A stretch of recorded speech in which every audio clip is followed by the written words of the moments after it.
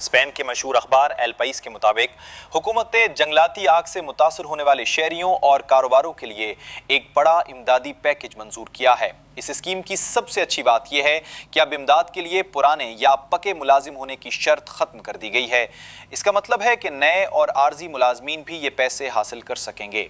इसका मकसद इन तमाम लोगों की माली मदद करना है जिनका काम आग, घर खाली करने, नुकसान या बिजली पानी की बंदिश की वजह से रुक गया है। ये इमदादी कानून 23 जुलाई 2026 से लागू समझा जाएगा और आग के असरात खत्म होने तक जारी रहेगा।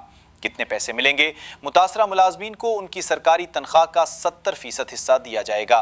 ये माली मदद ज्यादा से ज्यादा 4 माह तक मिलेगी। ये रकम स्पेन के सरकारी रोजगार इदारे SEPE के जरिए भेजी जाएगी।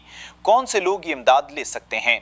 ये पैकेज उन तमाम अफराद के लिए है जो आग की वजह से इलाका खाली करने के हुक्म पर काम पर ना जा सके हों, जिनका घर तबाह हो गया हो या रहने के काबिल ना रहा हो, बिजली, पानी या सड़कें बंद होने की वजह से काम पर जाने से कासिर हों, अपने मुतासरा घर वालों की देखभाल कर रहे हों, अपने घर या इलाके की सफाई और मरम्मत के कामों में मसरूफ हों। खास बात, इस स्कीम के तहत इमदाद लेने वाले मुलाजमीन को कानूनी तहफ़्फ़ुज़ हासिल होगा। मालिकान उन्हें सिर्फ इस वजह से नौकरी से नहीं निकाल सकते। कारोबारों और कंपनियों के लिए आसानी, हुकूमत मुतासरा कंपनियों की भी मदद करेगी ताकि वो अपने मुलाजमीन की तनख्वाहें और सोशल सिक्योरिटी का खर्च उठा सकें।